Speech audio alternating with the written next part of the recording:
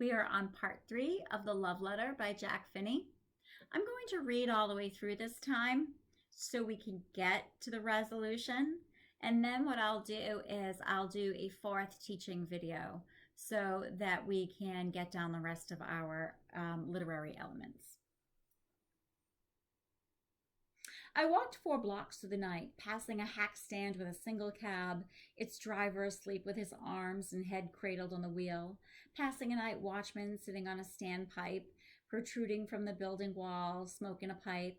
He nodded as I passed, and I nodded in response, and I turned at the left corner, walked half a block more, then turned up onto the worn stone steps of the Worcester Postal Substation.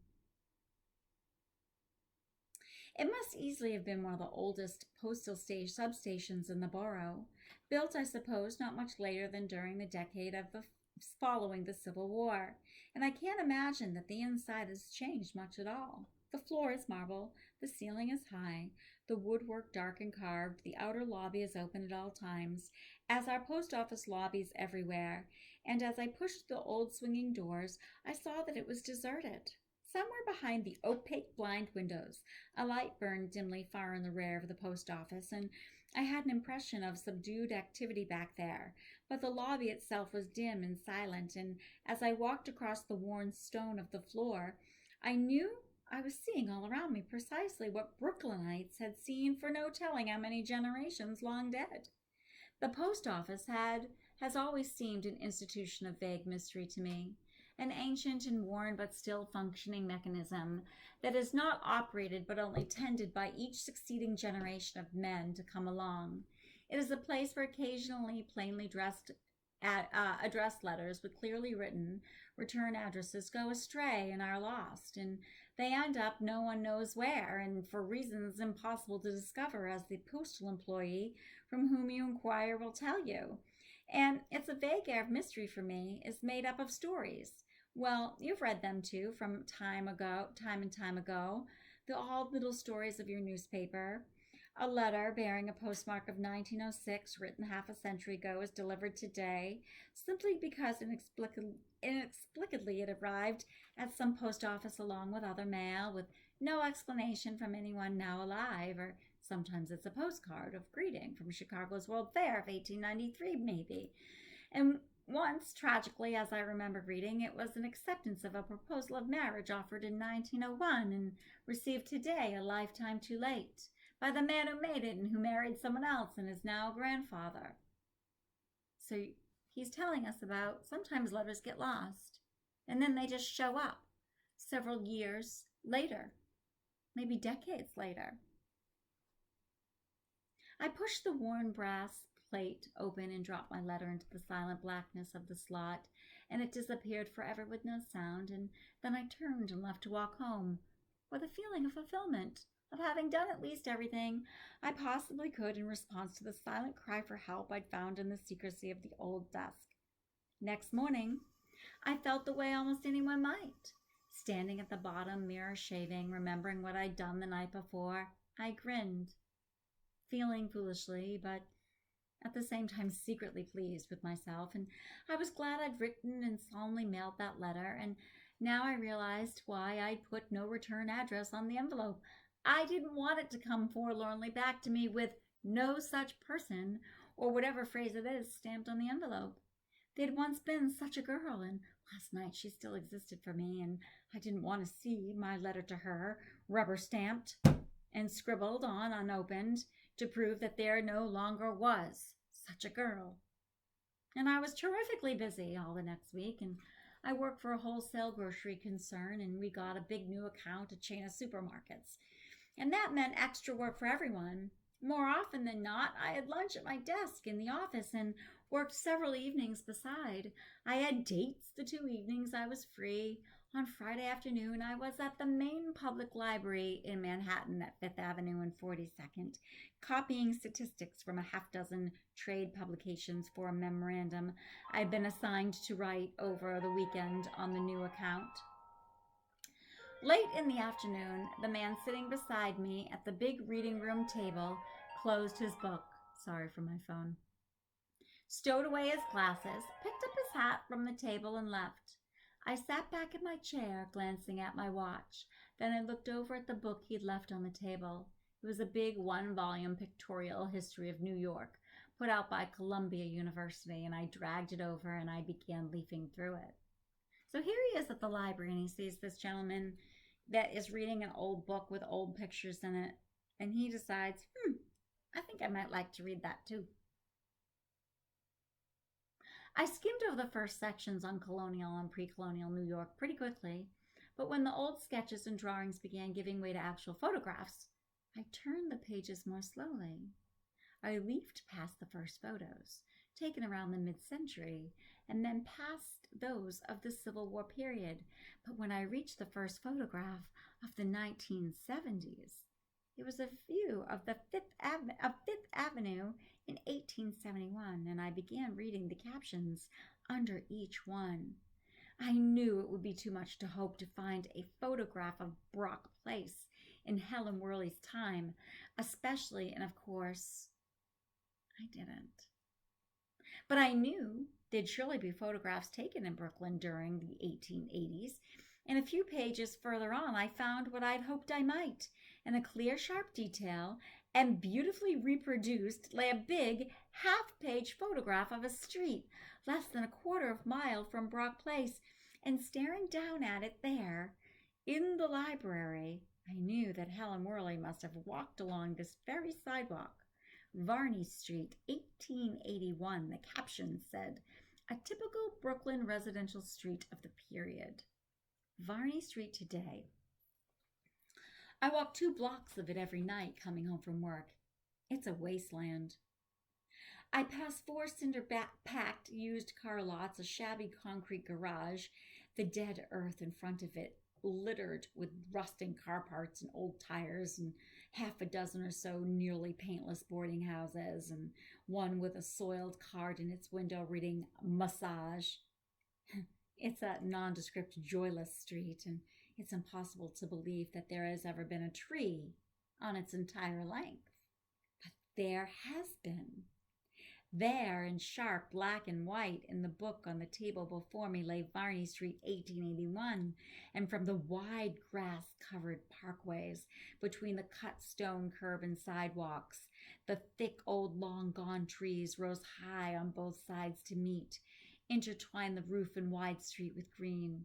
The photograph had been taken apparently from the street, and it had been possible to do that then in a day of occasional slow trotting horses and buggies, and the camera was aimed at an angle to one side, toward the sidewalk and the big houses beyond it looking down the walk for several hundred feet.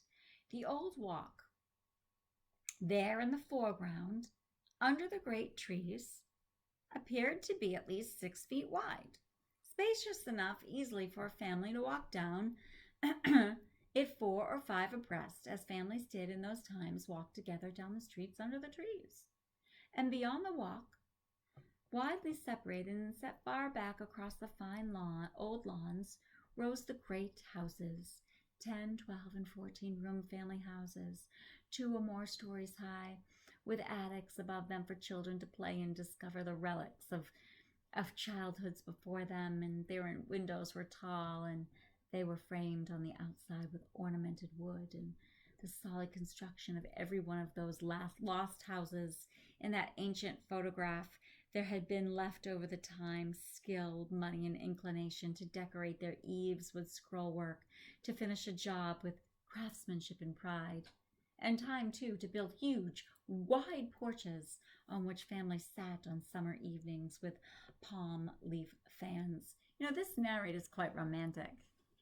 Seems to me like he's enchanted with the way things were many, many years ago, you know, less shallow, more casual, less hurried. Times that people could sit on porches and take walks. Far down that lovely tree-sheltered street, out of focus and indistinct, walked the retreating figure of a long-skirted, puff-sleeved woman, her summer parasol open at her back, so a parasol is a little umbrella. Of the thousands of long-dead girls it might have been, I knew this could not be Helen Worley, yet it wasn't completely impossible. I told myself, think that yes, this is she. This is she in this picture.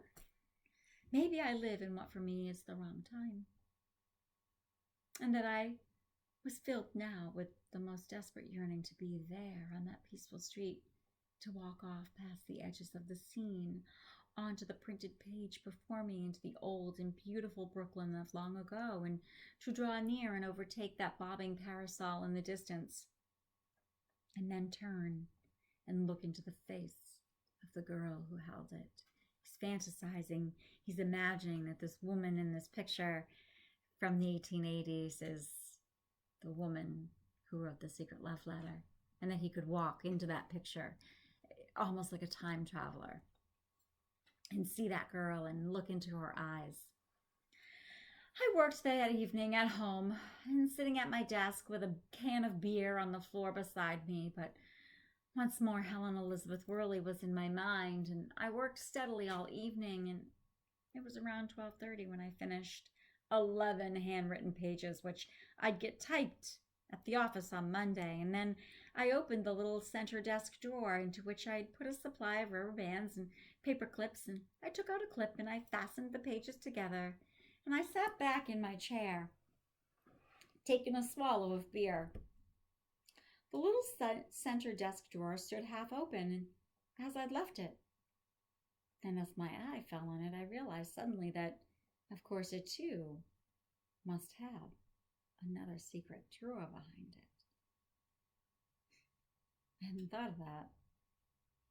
Simply hadn't occurred to me the week before, and in my interest and excitement over the letter I'd found behind that first drawer in the row, I'd been too busy all week to think of it since, but now, as I set down my beer, I pulled out the center drawer all the way, and I reached behind it and found the little groove and the smooth wood I touched, and then I brought out the second secret little drawer. I'll tell you what I think, what I'm certain of, though I don't claim to be speaking scientifically. I don't think science has a thing to do with it. The night is a strange time, and things are different at night, as every human being knows somewhere deep inside him. And I think this: Brooklyn has changed over 7 decades. It is no longer the same place at all, but here and there still are little islands, isolated remnants of the ways things once were. And the Worcester Postal Substation is one of them. It has changed. Really, not at all. And I think that at night, late at night, the world asleep, when the sounds of things are as they are now, and nearly silent, and the sight of things are vague in the darkness. The boundary between here and then wavers. At certain moments and places, it fades. And I think that there in the dimness of the old Worcester post office, in the dead of night, lifting my letter to Helen Worley toward the old brass door of the letter drop, I think I stood on one side of that slot in the year 1959, and that I dropped my letter properly stamped and written and addressed in the ink and on the very paper of Helen Worley's youth into the Brooklyn of 1882 on the other side of that worn old slot. I believe that. I'm not even interested in proving it, but I believe it because now, from that second secret little drawer, I brought out the paper. I found it in it, and I opened it, and in rust black ink on the yellowing old paper, I read. So in our 4th love letter continuation, we will read what Helen wrote to that secret admirer letter that she received in the mail back in 1882. And we have the time, 1959. So I was a little bit off on my time before. 1959. I look forward to reading this last part of the love letter to you. I'll see you soon.